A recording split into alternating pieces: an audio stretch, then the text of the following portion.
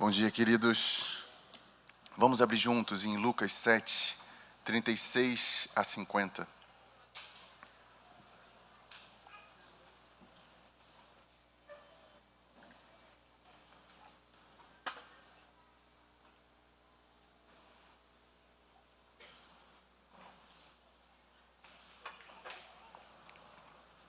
Lucas 7, 36 a 50. Convidou um dos fariseus para que fosse jantar com ele. Jesus, entrando na casa do fariseu, tomou lugar à mesa. E eis que uma mulher da cidade, pecadora, sabendo que ele estava à mesa na casa do fariseu, levou um vaso de alabastro com unguento. E estando por detrás aos seus pés, chorando, regava-os com suas lágrimas e os enxugava com seus próprios cabelos. E beijava-lhe os pés e ungia com unguento. Ao ver isso, o fariseu que o convidara disse consigo mesmo: se esse fora profeta, bem saberia quem e qual é a mulher que lhe tocou, porque é pecadora. Dirigiu-se Jesus ao fariseu e lhe disse: Simão, uma coisa tenho a dizer-te. Ele respondeu: dize-a, mestre. Certo credor tinha 2 devedores, um lhe devia 500 denários e o outro 50. Não tendo nenhum dos 2 com que pagar, perdoou-lhes ambos. Qual deles, portanto, o amará mais? Respondeu-lhe Simão: suponho aquele a quem mais o perdoou. Replicou-lhe Jesus: julgaste bem. E voltando-se para a mulher, disse a Simão: vês essa mulher? Entrei em tua casa e não me deste água para os pés. Esta, porém, regou os meus pés com lágrimas e os enxugou com seus cabelos. Não me deste ósculo? Ela, entretanto, desde que entrei, não cessa de me beijar os pés. Não me ungiste a cabeça com óleo, mas ela, com bálsamo, ungiu os meus pés. Por isso te digo, perdoados-lhe são os seus muitos pecados, porque ela muito amou. Mas aquele que em pouco se perdoa, pouco ama. Então disse a mulher: perdoados são os teus pecados. Os que estavam com ela à mesa começaram a dizer entre si: quem é esse que até perdoa pecados? Mas Jesus disse à mulher: a tua fé te salvou, vai-te em paz. Esse trecho, para mim, é uma das expressões de adoração mais românticas e poéticas que eu encontro no Novo Testamento. E, pasmem, não tem nenhuma música envolvida. Eu não estou diminuindo o valor da música na adoração, mas em nenhum momento no Novo Testamento nós vemos essas coisas ligadas. Quando a mulher samaritana Jesus encontra ela, e ela pergunta qual era o lugar de adoração, Jesus não falou assim: quer saber de adoração? Faz um Fá menor aí, deixa eu ver. O assunto de Jesus não era música. Adoração, irmãos, não é música. Nós podemos usar música para expressar nossa adoração, mas a adoração é o que rege a nossa vida como salvos.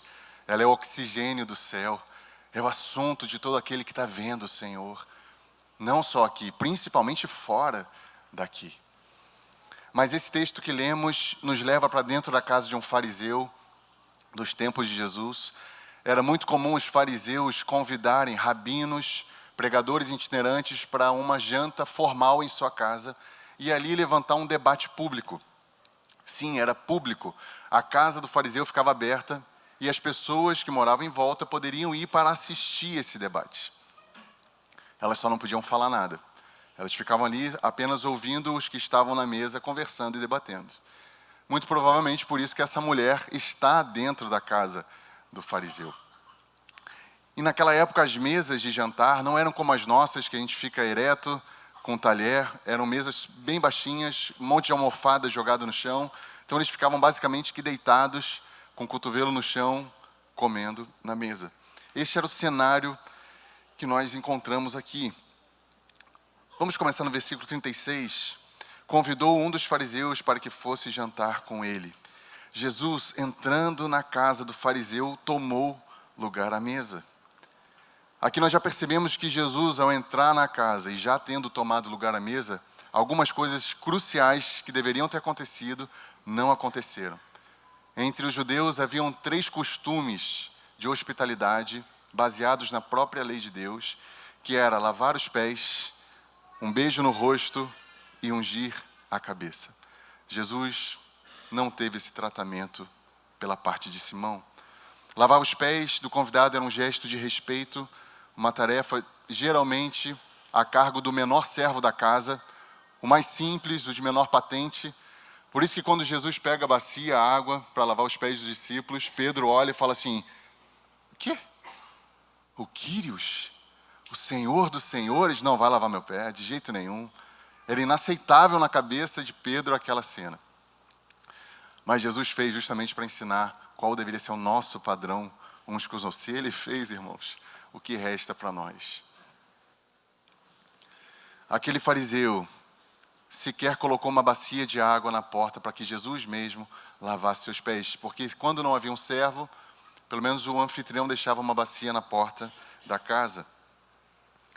O beijo no rosto ou na mão era um gesto de reconhecimento, de honra do convidado. Nós vemos isso frequentemente. Jacó, quando encontra Esaú, eles se beijam. Moisés com Arão, a mesma coisa. Samuel, quando está ungindo Saul rei, ele beija Saul. É um reconhecimento do valor do nosso convidado. Mas isso é uma orientação que agora, para nós também, ela deveria acontecer. Paulo orienta em Romanos para que nós nos cumprimentemos com ósculos santos. Quem nunca cumprimentou o Rogério e recebeu um ósculo santo? Samir? Essa é uma orientação para todos nós. Estamos reconhecimento à honra do nosso amado irmão. E o terceiro, ungir a cabeça, era um gesto de profundo apreço. Não era tão comum como os dois primeiros, mas era algo especial. E era usado um azeite perfumado e refrescante. Naquela época era muito quente. Não sei os homens que usam shampoo com mentol, a cabeça fica toda refrescante. Havia um óleo, um azeite parecido com isso, que colocava na cabeça. Provavelmente ficava aqueles cabelos meio oleosos, mas pelo menos refrescante. Simão recebeu Deus em sua casa.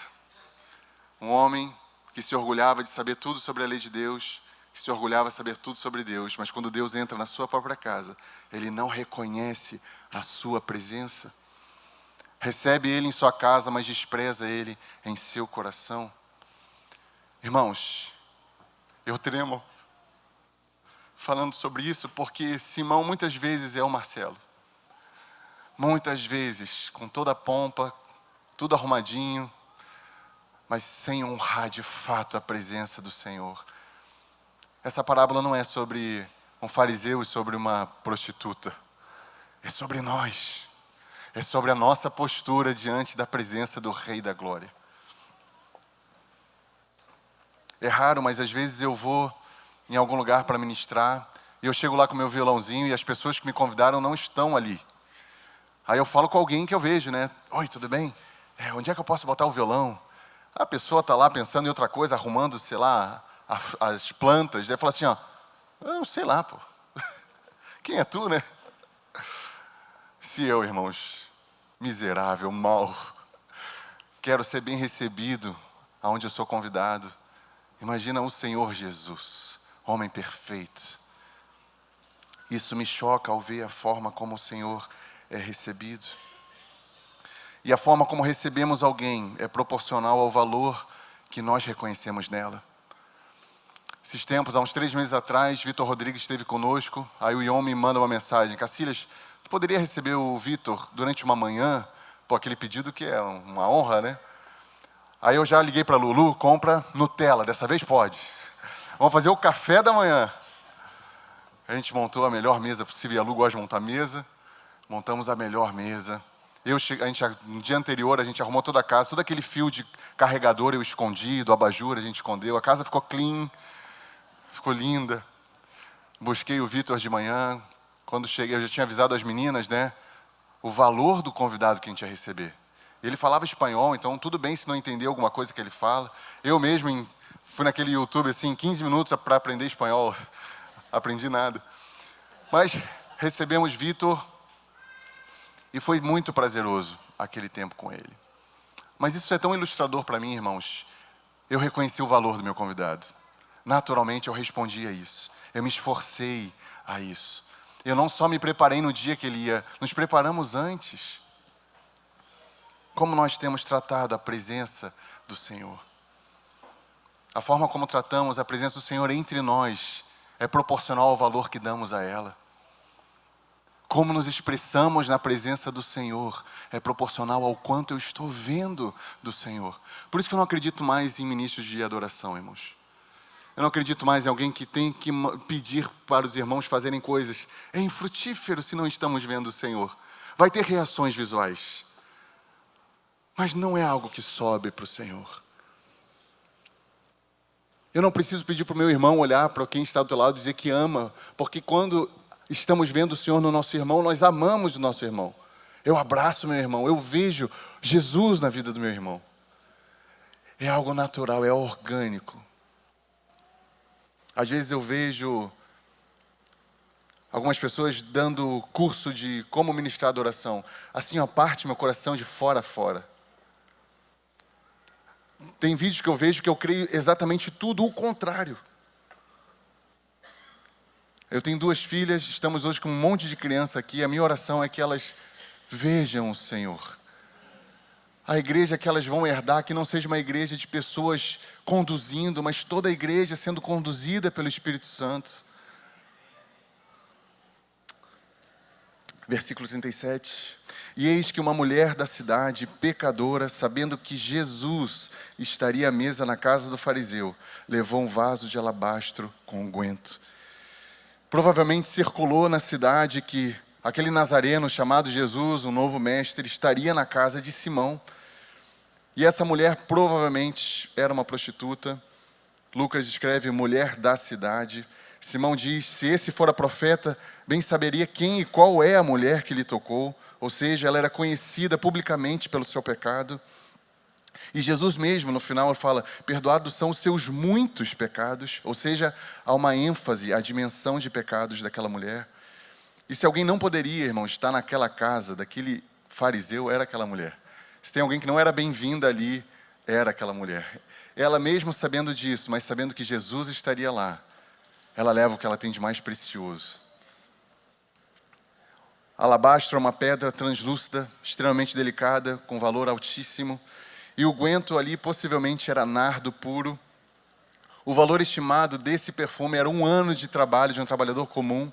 Se a gente vai trazer hoje para o salário mínimo, a gente está falando mais de 20 mil reais, aquele vidrinho de nardo. Sabendo que Jesus estava à mesa, levou um vaso de alabastro. Para mim isso é muito significativo. Sabendo que Jesus estaria, ela pega o que tem de precioso e leva. Hoje, irmãos, nos arrumando para vir para esse culto, sabíamos que Jesus estaria aqui? Sim ou não? Qual foi o vaso de alabastro que trouxemos? O que foi de mais especial que procuramos na nossa prateleira e trouxemos para cá?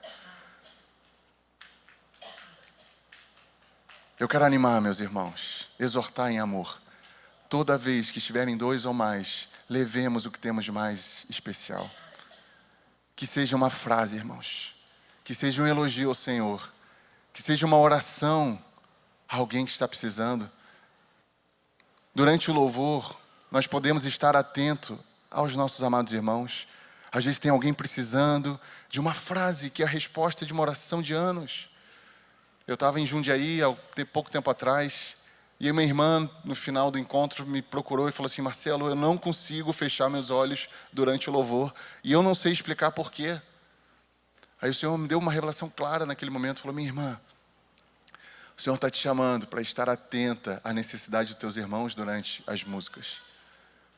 Uma irmã que está precisando de um abraço. Isso é worship diante de Deus. Isso é adoração diante de Deus. Quando nos tratamos com honra uns com os outros, nós somos o corpo de Cristo. Se eu tratar com honra o Jimmy, eu estou tratando com honra Jesus. Estou dizendo isso, irmãos, porque senão a gente pode nos acostumar com uma liturgia engessada. No momento dos cânticos é como se eu ligasse um modo adorador. E eu levanto a mão e tudo isso é maravilhoso, eu faço tudo isso também. Mas talvez Deus está nos chamando para uma outra expressão de adoração. Talvez de sair e ficar esperando alguém que vai passar naquela rua para falar do amor de Deus. Quando eu reconheço a presença de Jesus, eu ajo com naturalidade.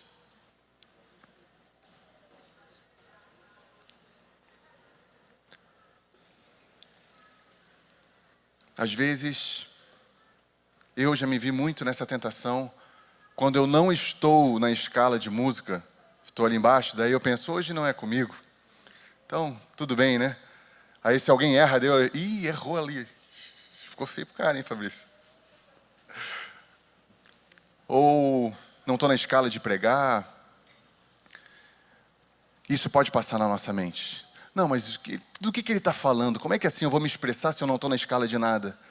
Irmãos, aquela mulher não estava na escala de nada naquele dia. Mas ela viu quem estava naquela casa. Ela não conseguiu se conter. Vendo os pés sujos de Jesus, ela não conseguiu se conter. A nossa escala é ver o Senhor, irmãos. Todos nós aqui estamos na escala de adoração do próximo encontro caseiro, do próximo culto, da próxima vez que nós formos colocar gasolina diante daquele frentista, nós estamos na escala. Nós não temos um modo que liga e desliga. Nós estamos sempre adorando a alguém. Ou ao Senhor, ou a nós mesmos. Ou ao Senhor, ou ao filme. Qualquer coisa. Nós nunca desligamos o modo adorador. Para quem verdadeiramente ama o Senhor, não existe uma programação litúrgica apenas. Estamos sempre conectados, sempre com unção. O Senhor é a nossa programação. Em Mateus 18:20 diz, onde estiverem 2 ou 3 reunidos em meu nome, ali estou no meio deles. Jesus está presente. Sexta tivemos na Encontro de Fé em Novo Hamburgo. Aí a concorrência era grande. Tinha Rosana Borba, ministrando para as mulheres em algum lugar, e Fernandinho. Aí acabou, né? Aí tinha pouca gente no início. Aí um irmão lá, amado irmão, que eu amo muito, falou para mim assim, Cacilhas, hoje tinha um monte de programação na cidade, não repara, não tem muita gente. Aí eu falei assim, mano, tem 2 ou 3 reunidos no nome de Jesus? Se Jesus está, irmãos, é o lugar que eu quero estar. A nossa casa é um lugar maravilhoso de estar. Não só porque nos amamos, mas porque Jesus está. E 1 Coríntios 14:26 diz, quando vos reunir, cada um tem salmo, doutrina, revelação, outra língua, interpretação. Ou seja, 2 ou mais, Jesus está. E onde nós estamos, todos estão na escala, porque todos têm. Que nós aqui, que todos que pegam o microfone, sejam apenas facilitadores. E não a exclusividade da graça de Deus. Porque a riqueza está em todo o corpo. Verso 38, e estando por detrás aos seus pés, chorando, regava-os com suas lágrimas e os enxugava com seus próprios cabelos. E beijava-lhe os pés e ungia com unguento. Aquela mulher, embora sendo conhecida como uma prostituta, ela viu em Jesus a materialização da graça de Deus. Como a amada falou de Hebreus, ela entrou confiadamente no Santo dos Santos. Ela não se sentiu rejeitada pelo Senhor. Ela viu no Senhor o perdão de Deus. Hoje ouvimos aqui a respeito de uma sonolência espiritual. Isso pode acontecer através de pecados que administramos por algum tempo. Satanás vem com algumas frases do tipo, cara, relaxa, isso não perde salvação não, fica aí. O que vão pensar de ti se tu confessar esse negócio? Irmãos, essas frases precisam ser rejeitadas no nome de Jesus. Essa guerra, embora não apareça com chifre, ele está tentando tirar a nossa eternidade com o Senhor. A radicalização de Jesus com relação à nossa salvação é arrancar a nossa própria mão. Se a tua mão direita te faz pecar, arranca. Não há brincadeira com relação à eternidade. Mas Satanás tenta falar de uma forma muito sutil. E alguns pecados que podem trazer sonolência espiritual, nos leva a apenas ser aquele que vai há 20 anos no culto, ninguém nunca ouviu sua voz. Mas não sou eu também ministro, todos são ministros. Amados irmãos, nosso time precisa ser conhecido por todos. Porque todos têm algo fresco do Espírito Santo. Mas para isso precisamos acordar dessa sonolência. E para acordar dessa sonolência precisamos confessar os nossos pecados. Fica tranquilo que a pessoa que vai ouvir a confissão do teu pecado, ela é tão miserável quanto. Não é melhor, garanto. Jonathan Edwards dizia em uma das suas resoluções: não considerarei o pecado de ninguém maior do que o meu. Isso é fruto de quem viu Jesus. É fruto de quem sabe o quanto foi perdoado.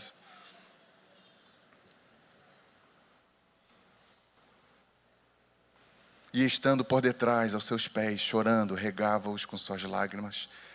Aqui a gente entende por que ela chega por trás, porque Jesus está basicamente deitado. O acesso que ela tinha ao Senhor era os pés do Senhor.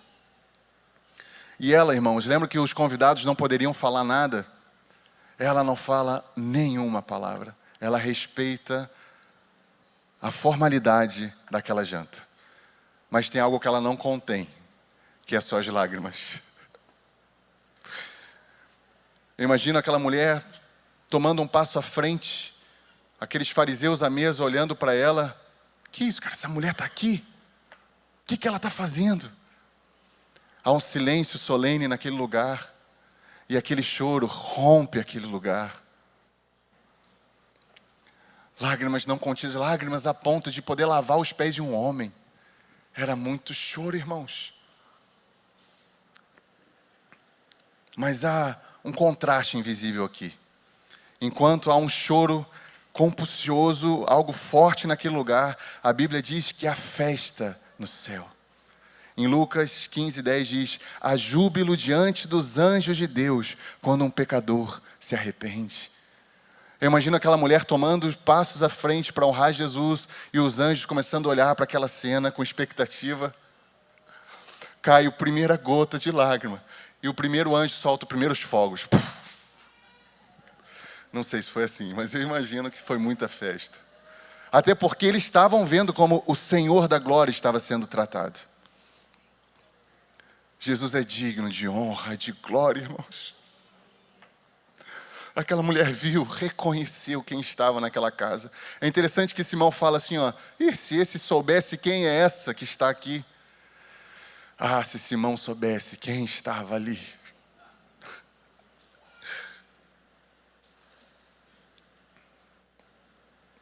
Nosso arrependimento sobe como perfume agradável a Deus. Provavelmente aquele nardo puro perfumou a casa inteira. Isso ilustra o quanto o nosso arrependimento é perfume para Deus. Engraçado que a Bíblia não fala que a festa no céu quando louvamos ao Senhor, embora eu sei que nós nos juntamos aos serafins nessa grande celebração. Não fala que a festa no céu quando arranjamos um emprego, quando Jesus responde nossas orações, mas há festa e júbilo quando um pecador se arrepende.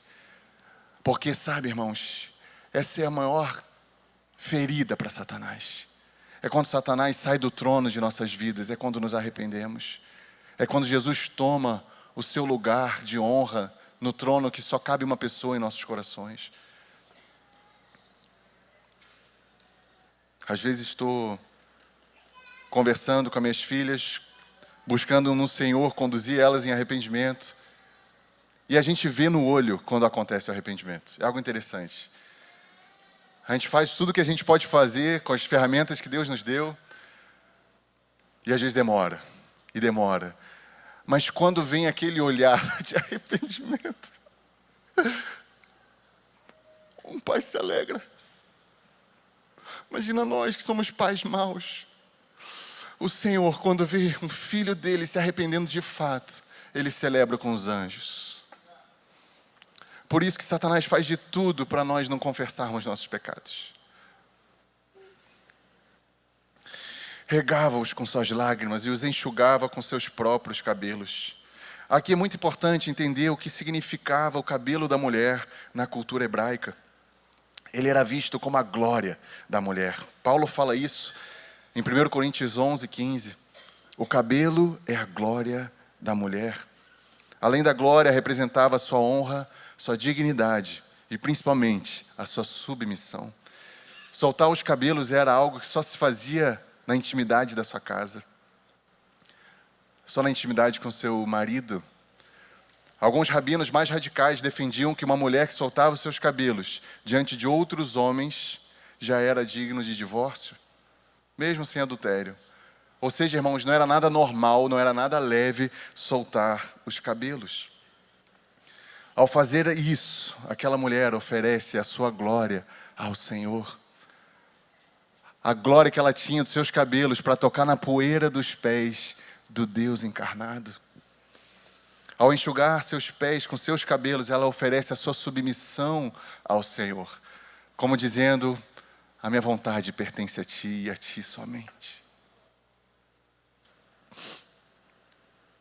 Literalmente, ela transformou a sua vergonha como instrumento de adoração a Deus. Eu não sei os irmãos, mas às vezes eu sou cheio do Espírito e aí Deus me dá alguma coisa para falar, para romper minha voz, e eu silencio por causa da vergonha. Maldita vergonha. Maldito respeito humano. Uma coisa eu não tenho vergonha, que é me ajoelhar diante do Senhor.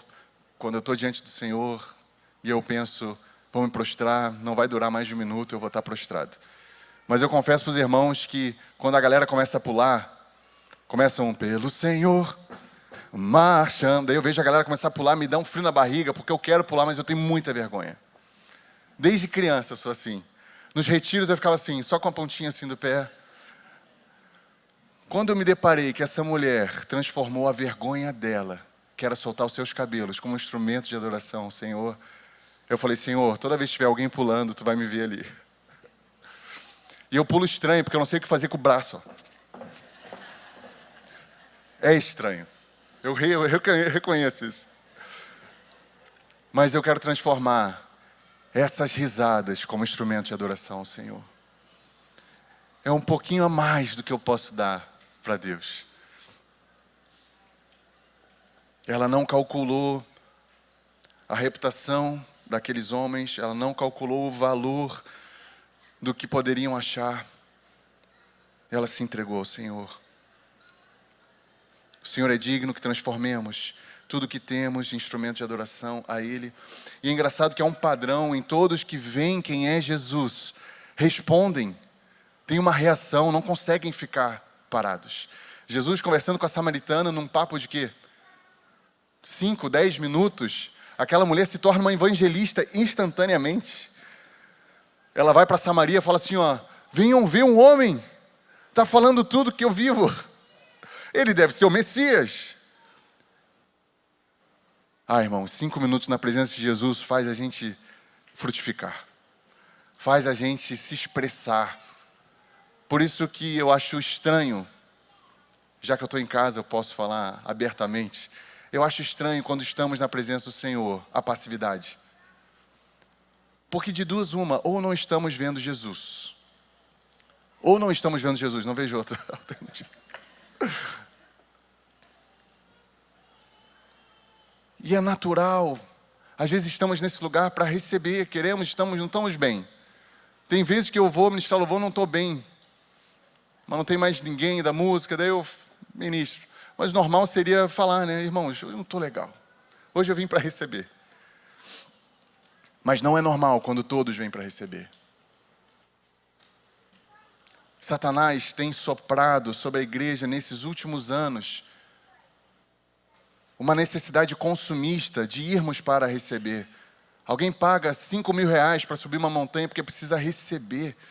Paga não sei quanto, porque vai estar o fulano de tal, vai estar o Fernandinho, sei lá quem, mas ele vai para receber. Mas na matemática de Deus, irmãos, o normal seria ir para dar. Irmos para honrar uns aos outros. Nesse grande banquete de Deus, que é o nosso encontro, cada um deveria trazer um prato. Eu trago uma bebida, tu traz uma comida. Aí eu me alimento do que a Paty trouxe. Eu me alimento da bebida que o Zé trouxe. Eu saio farto daquilo que cada um trouxe. E o que eu trouxe também vai alimentar outros. No final das contas, os frutos do Espírito é para alimentar os nossos irmãos. Nenhuma figueira se alimenta do seu próprio figo. É sempre para o outro. Mas por que acabamos aceitando e normalizando o fato de ir apenas para receber? Isso precisa ser passado entre nós, irmãos. Precisa haver uma abundância de frutificação quando estamos juntos. Não só aqui, toda vez que estamos juntos. Esse é o normal, ao reconhecer a presença de Jesus. E beijava-lhe os pés. Importante também reconhecer que na cultura hebraica, os pés eram o ponto mais impuro do corpo de uma pessoa. Provavelmente, toda vez que eles olhavam para os pés estavam imundos, usavam sandálias, empoeirados, sempre os pés estavam sujos. Por isso que havia essa cultura de receber o convidado lavando os pés. Pelo menos em casa ele está com os pés limpos. Mas ela beija os pés de Jesus. Jesus fala assim: desde que entrei, essa mulher não cessa de me beijar os pés. O que faltou no Simão abundou e superabundou naquela mulher.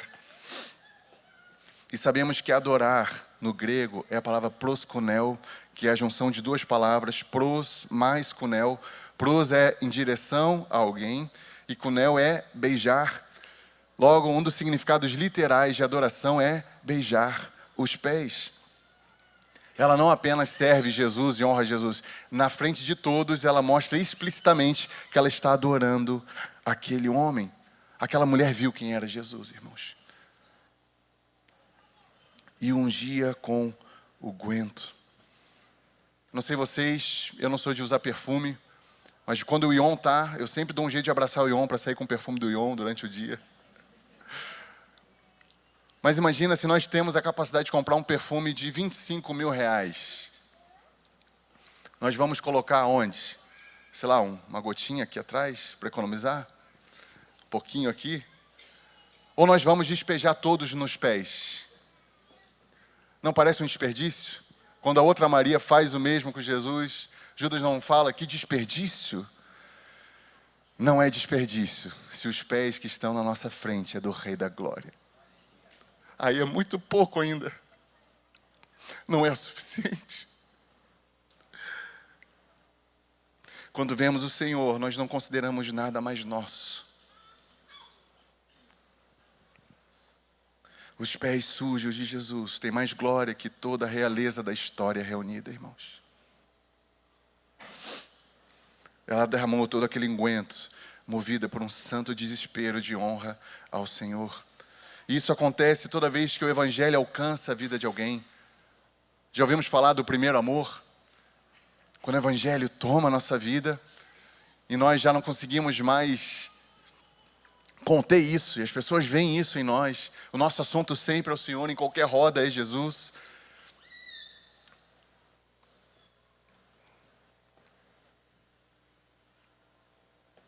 Às vezes me perguntam o que eu acho sobre o uso de liberdades. Bebida alcoólica, tatuagem, música secular.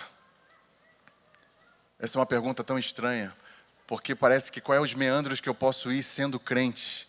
Qual é o limite para não perder a salvação? Quando estamos vendo o Senhor, nós vamos querer honrar o Senhor com o que temos, com os nossos ouvidos, com aquilo que comemos, com a nossa pele. A resposta do que pode ou não pode estava na lei. A nossa lei hoje é o amor ao Senhor. É muito mais excelente, é muito maior. A liberdade, o uso da nossa liberdade revela a nossa maturidade. Revela o quanto amamos de fato o Senhor. Quem vivia à base da lei eram os fariseus e não conseguiam enxergar quem era o Senhor. E existe um padrão também de anormalidade em todos aqueles que viam que Jesus era Deus.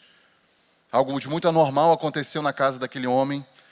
Derramar um vaso de alabastro inteiro no pé de um homem, começar a beijar os pés daquele homem, não era normal. Ana, quando clama para ter um filho, o profeta Eli olha para ela olhando e ele acha até que ela está embriagada. Não é normal esse tipo de oração. João Batista, sendo da linhagem de sumo sacerdote, optou pelo deserto, vestia roupas de pelo de camelo, cinto de couro, se alimentava de gafanhotos e mel silvestre. Não é nada normal isso, irmãos.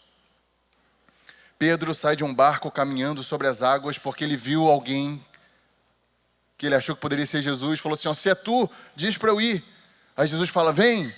Não é normal um homem sair do barco e pisar na água. Mas ele estava vendo Jesus. O apóstolo Paulo, por 5 vezes, recebeu 39 açoites, 3 vezes levou varadas, 1 vez foi apedrejado, sofreu 3 naufrágios, passou a noite e 1 dia boiando no mar, teve fome, teve sede, e dizia: para mim viver é Cristo e morrer é lucro. Não é normal isso, irmãos. Nós não precisamos copiar nenhuma dessas anormalidades, mas precisamos vigiar e ver o perigo quando estamos normais demais. Quando nada se destaca em nossa vida, que aponta para o Senhor. Eu confesso para os irmãos, eu não tenho desejo de parecer normal. Eu tenho desejo de ver o Senhor e reagir a isso. Porque Ele é digno da nossa anormalidade também. Ir para a fase, quase aposentado, Tobinho, não é normal. Mas é fruto de quem viu que ainda há mais para dar para o Senhor.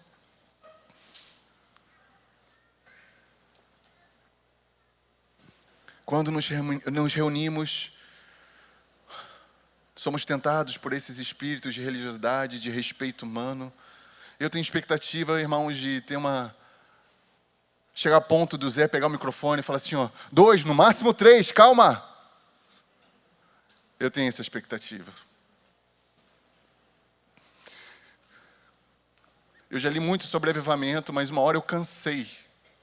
Eu quero viver isso. Sem esperar acontecer uma explosão. Eu quero viver a normalidade do Evangelho. O Otmani dizia que avivamento é a vida normal da igreja. Se fala que quando estamos juntos cada um tem, eu creio nisso. Se fala que uma baleia engoliu o Jonas, eu creio. Se fosse uma formiga, eu cria também. Eu creio na Escritura. Eu sou mentiroso, a palavra de Deus não. Então, se a palavra diz que há riqueza entre nós, eu creio, irmãos. Se não tem havido, nos arrependamos, nos esforcemos. Achegai-vos a mim e eu me achegarei. Nós precisamos dar o primeiro passo. Exige coragem ser alguém que se expõe em nome do Senhor. As nossas expressões revelam qual é o Jesus que nós conhecemos. Antigamente eu via as pessoas usando, os jovens, uma fitinha, o que Jesus faria. A galera 30 a mais vai lembrar disso agora. E eu achava muito intrigante aquilo. Porque assim, qual Jesus? Qual Jesus que tu conhece? Sabe, o que Jesus faria? O cara fazendo um monte de coisa que eu sei que Jesus não faria. Mas na cabeça dele, ou na minha, eu posso criar um Jesus pessoal. Nós só conhecemos Jesus pelas Escrituras, irmãos. Ali nós vamos conhecendo o caráter, o DNA, o que é importante para o Senhor. O que nós fazemos revela o Jesus que conhecemos. E essa revelação que temos sobre quem é Jesus é diretamente proporcional à resposta que vamos dar diante da presença dele. 39. Ao ver isso, o fariseu que o convidara disse consigo mesmo: se esse for a profeta. Reparem que ele apenas pensou, né? Ele não falou. Se esse for a profeta, bem saberia quem e qual é a mulher que lhe tocou, porque é pecadora. E só aqui com essa frase nós percebemos qual foi a motivação do convite que ele fez para Jesus. Foi testar Jesus. Não foi convidar para ouvir um ensinamento e aprender com esse. Foi apenas para tentar desmascarar. Quando ele fala, se esse aí fosse profeta, numa única frase, Simão sentenciou Jesus e a mulher. Jesus é uma farsa e essa mulher é imunda. Um único pensamento, irmãos, tem a capacidade de decretar uma sentença sobre muitas pessoas. Disse consigo mesmo: se esse for a profeta, bem saberia quem e qual é essa mulher que lhe tocou. O que Simão não desconfiava é que naquele mesmo instante o Senhor já tinha lido o coração daquela mulher e ouvido os pensamentos de Simão. E eu não sei vocês, mas se eu sou no lugar de Jesus, eu mostro que ali há profeta. Simão, tu acabou de pensar isso? Pá! Aí Simão ia ficar assim, né? Mas como Jesus não é esse miserável, mas é amoroso Senhor. Ele ama aquele homem. E ele propõe uma parábola que ilustra exatamente o que está acontecendo ali. Verso 40. Dirigiu-se Jesus ao fariseu e lhe disse: Simão, uma coisa tenho a dizer-te. Ele respondeu: dize a mestre. Ele ainda mantém aquela pompa, né? Acabou de ver que não era nada e chama de mestre. Certo credor tinha 2 devedores. Um lhe devia 500 denários e o outro 50. Não tendo nenhum dos 2 com que pagar, perdoou-lhe ambos. Qual deles, portanto, o amará mais? Interessante, irmãos, observar a palavra que Jesus usa aqui, devedores. Embora o Novo Testamento tenha sido escrito em grego, Jesus falava aramaico. E uma outra língua que eles falavam também era hebraico, que era mais rudimentar, a leitura das escrituras era em hebraico, mas Jesus falava aramaico. E a palavra devedores no aramaico, ela tem o mesmo significado de dívida. Quando Jesus, na oração do Pai Nosso, ele fala, perdoa as nossas dívidas, os discípulos entendem também como pecado. Porque todos nós nascemos com uma dívida diante do Senhor, todos nós somos devedores desde nascimento diante do Senhor. Mas nessa história, Jesus apresenta um homem que devia mais do que o outro, e o que teve o valor mais alto perdoado, amou mais. Eu confesso que por muito tempo, eu nasci num lar cristão, pela misericórdia de Deus, e durante muitos anos eu não tinha nenhum pecado grosseiro na minha ficha corrida de pecados. Então eu ficava pensando assim, então se eu não pequei tanto, não fui perdoado tanto, eu vou amar menos? E essa pode ser uma conclusão natural, mas não é sobre isso que Jesus está falando. Jesus não está falando da quantidade e da gravidade dos pecados, mas da percepção pessoal do pecado que habita em nós. Do pecado que já nasceu. Qual é o tamanho desse pecado? Naquele bebezinho pequenininho, qual é o tamanho do pecado que está nele? O apóstolo Paulo fala várias vezes sobre isso em Romanos 7,17, ele fala, agora, porém, não sou mais eu quem faz isso, mas o pecado que habita em mim. Depois ele vai falar da lei do pecado que está nos nossos membros. O mesmo Paulo que diz que de acordo com a justiça que há na lei, ele foi irrepreensível. Ele fala que entre os pecadores ele era o maior. Como? E por muito tempo eu ficava pensando assim, Paulo não sabia que em 27 de maio de 86 ia nascer um cara no Rio de Janeiro, que é muito mais pecador do que Paulo. Mas Paulo não estava se comparando com outros pecadores. Ele estava vendo o seu pecado diante da presença de Deus. Imaginemos, irmãos, esqueçamos os pecadores que conhecemos. Esquece Hitler, esquece Mao Tse Tung. Imagina que no mundo tem apenas um bebê, lindo. Não deu tempo de pensar nada que não presta. Não deu tempo de falar nada que não presta. Se só houvesse esse bebezinho, Jesus teria que descer do seu alto e sublime trono, morrer, para que ele tivesse esperança de salvação. Esse é o tamanho do pecado de cada um de nós. O que fazemos, os pecados que cometemos, vai envolver muita consequência, mas o pecado é igual de todos nós. A parábola que Jesus está dizendo é quanto maior a consciência de pecado que nós temos, maior amor expressaremos pelo Senhor. Aquele fariseu, embora não tivesse uma ficha corrida enorme de pecados comparado daquela mulher, ele não reconheceu a sua autonecessidade de arrependimento. Logo, ele amou menos. Aquela mulher que era toda pecadora, conhecida publicamente pelo seu pecado, ela reconheceu a sua necessidade de arrependimento. Logo, ela expressou mais amor. E pode ver, irmãos, quando estamos diante daquelas pessoas que estão sempre achando cisco no olho de alguém, que está sempre vendo problema na vida dos irmãos, certamente ela vê pouca necessidade de perdão dos seus próprios pecados. Logo, ela pouco ama. Quando nós reconhecemos aquele que tem maior noção do seu pecado, naturalmente, ama mais. 43. Fiquem tranquilos, no 50 a gente acaba, tá? Respondeu-lhe Simão, suponho que aquele é quem mais perdoou. Replicou-lhe, julgaste bem. E voltando-se para a mulher, disse a Simão, vês essa mulher? Irmãos, para mim essa é a parte mais importante. Vês essa mulher? Entrei em tua casa e não me deste água para os pés. Ela, porém, regou os meus pés com suas lágrimas e os enxugou com seus próprios cabelos. Não me deste ósculo. Ela, entretanto, desde que entrei, não cessa de me beijar os pés. Não me ungiste a cabeça com óleo, mas ela, com bálsamo, ungiu os meus pés. Sabe o que isso grita para mim, irmãos? Que Jesus repara como nós o tratamos. Jesus repara como nos expressamos diante da sua presença. Não tem a ver com performance de cultos. Tem a ver com o que Ele repara de mim. Ele repara quando não reconhecemos a sua majestade. Em Tiago 4:5 diz: o Espírito que Ele fez habitar em nós tem ciúmes ardentes. Por isso que não tem sentido diante do Senhor a pergunta: posso beber bebida alcoólica ou não? Tudo bem, se é um novinho na fé, tudo bem. Mas não é normal alguém que tem anos de caminhada com o Senhor ficar perguntando o que eu posso e o que eu não posso. Na santa presença do Senhor que habita em mim, eu sei o que eu não posso. Eu percebo claramente aonde eu posso e aonde eu não posso, o que eu posso dizer e o que eu não posso. E quando eu falo algo que eu sei que eu não deveria ter falado, eu me arrependo diante do Senhor.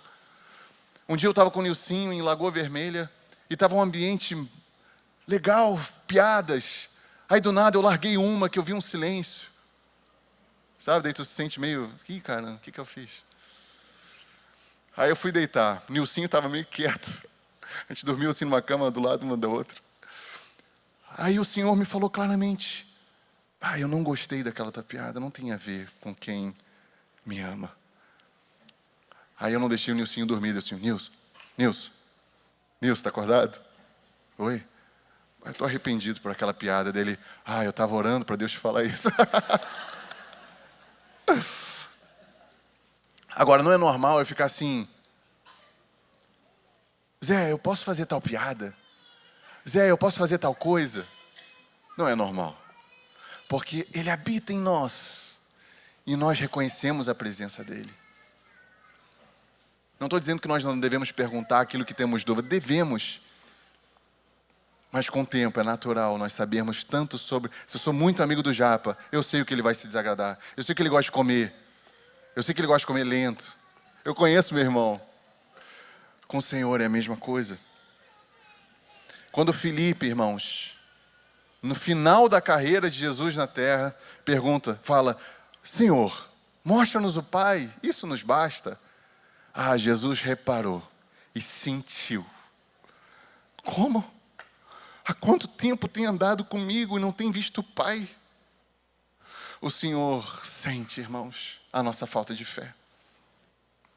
Às vezes, quando oramos sobre enfermidade, eu confesso aos irmãos, quase sempre eu não creio que vai acontecer. Por causa do histórico. E o Senhor tem me dito assim: eu tenho sentido a tua incredulidade. Esses tempos lá em casa, a Luísa falou algo que é clássico, né, dos filhos. Chegou algum momento que eles falam isso assim: ué, mas na Bíblia não diz que se a gente orar vai ser curado? O Senhor sente a nossa incredulidade, não só sobre cura, sobre tudo. Aqueles 2 discípulos, a caminho de Emaús, caminharam no mínimo 12 quilômetros com Jesus. Imagina ter essa honra. Não só de caminhar, mas ouvir Jesus falando sobre Ele, desde o Antigo Testamento. Podendo ser até 30 quilômetros, dependendo de onde eles saíram até onde estavam. Mas no mínimo 12 quilômetros. E eles não reconheceram o Senhor. Qual foi a resposta de Jesus?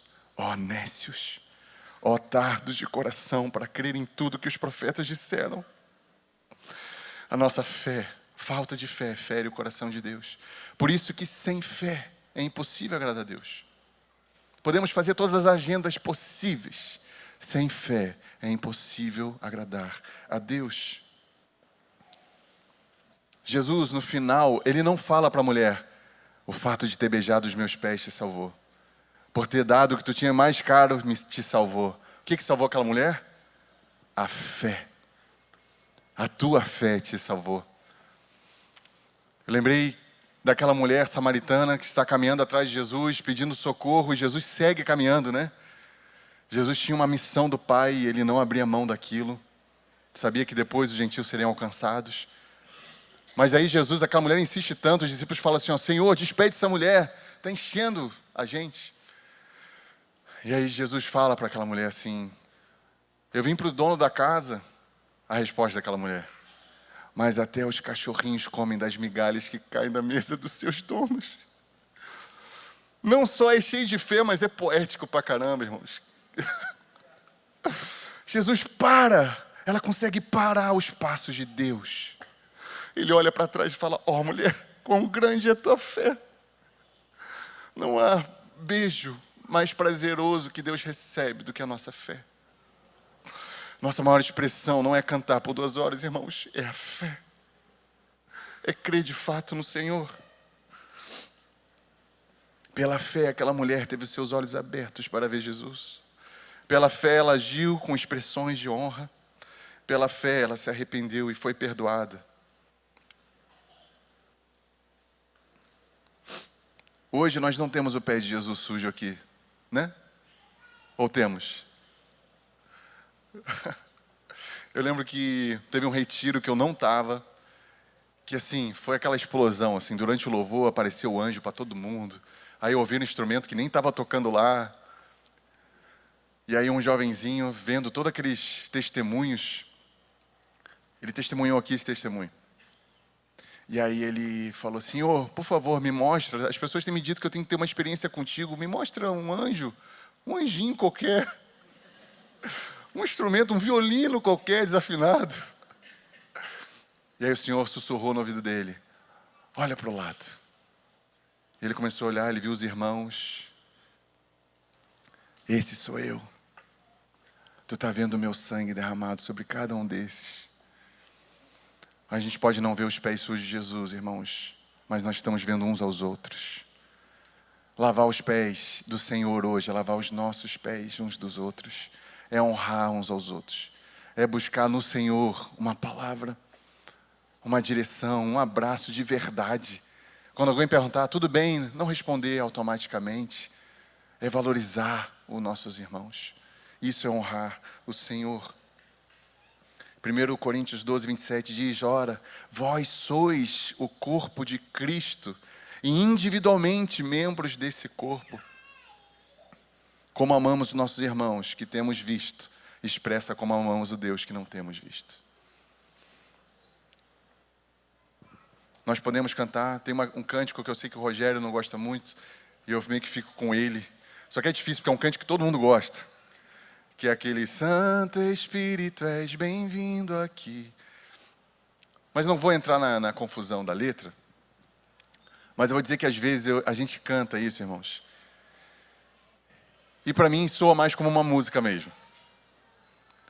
Aquela mulher não cantou nada. Mas o que ela fez diante do Senhor era como se fosse um cântico. Senhor, Tu és bem-vindo aqui. A forma como nós tratamos a presença de Deus é que define se Ele é bem-vindo entre nós. Assim como Simão, nós podemos convidar Jesus para estar presente e isso não passar de uma formalidade. Aquela mulher não cantou nada, mas a sua atitude disse que o Senhor era bem-vindo. 47, por isso te digo, perdoados-lhes são os seus muitos pecados. Porque ela muito amou, mas aquele em quem pouco se perdoa, pouco ama. Houve um choque ali quando Jesus fala, perdoados são os seus muitos pecados. Homem nenhum poderia dizer isso, nem o sumo sacerdote, que fazia os sacrifícios, poderia dizer que alguém estava perdoado. A expiação dos pecados era via os sacrifícios que as pessoas traziam. No entanto, Jesus podia perdoar os pecados daquela mulher, porque Ele mesmo seria o próprio sacrifício pelos pecados dela. Jesus pode perdoar o teu pecado, porque Ele levou sobre a cruz do Calvário. Satanás nos mente dizendo que alguns pecados são imperdoáveis. Não há pecado imperdoável. Nilcinho diz que enquanto nós respiramos, a misericórdia de Deus está sendo exercida em nós, porque ainda em vida podemos alcançar misericórdia. Por isso demônios não têm chance de arrependimento. Pecaram na eternidade. Se Deus ainda nos mantém vivos, se o teu vô CJ, está vivo, é porque Deus já está exercendo misericórdia sobre ele. Os nossos familiares ainda estão vivos, então há esperança de salvação, irmãos. E ele segue, mas aquele a quem pouco se perdoa, pouco ama. Jesus está dizendo que o nosso amor por ele e uns pelos outros está ligado ao quanto nos vemos perdoados.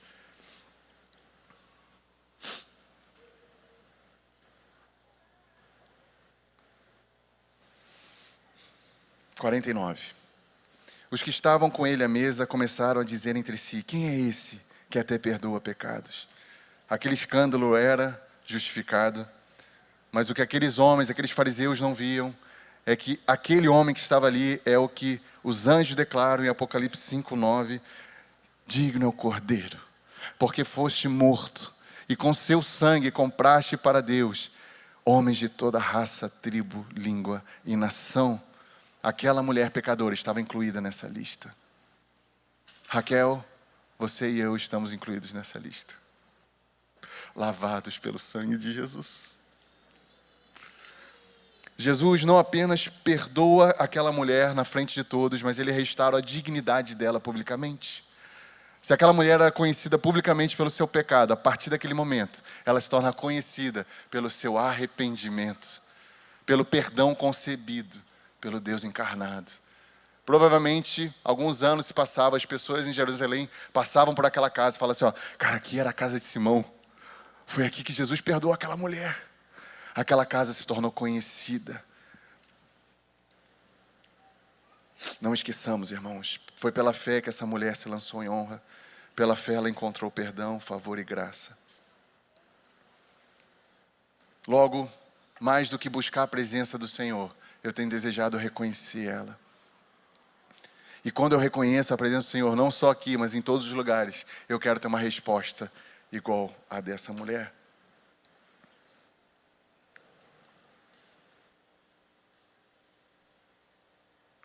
(50) Mas Jesus disse à mulher: a tua fé te salvou, vai-te em paz. Irmãos, quando adoramos ao Senhor, na presença dEle, o fruto disso é a paz. Estamos ansiosos? Há um convite do Senhor para fechar a porta do nosso quarto e reconhecer a presença dEle ali. Esses tempos, uns irmãos de outra cidade me procuraram e falaram assim, nós queremos ouvir de Ti como um líder de adoração. O que Tu tem? Nos dá uma palavra. Aquilo ali fui murchando ouvindo aquilo ali, porque eu sei que eu não tenho nada. Eu falei para eles, irmãos, eu só sei pecar.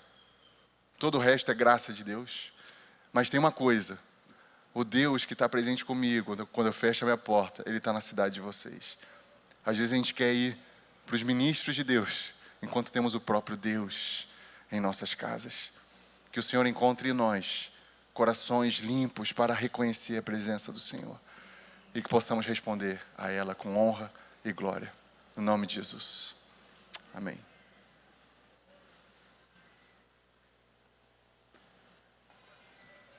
Amém. Te louvamos, Jesus, por esse tempo. Te louvamos pela Tua palavra que lava a nossa mente, Senhor. Nós queremos aprender com a coragem e ousadia dessa mulher, Senhor. Mas não queremos fazer isso de uma forma legalista. Nós queremos Te ver, Jesus.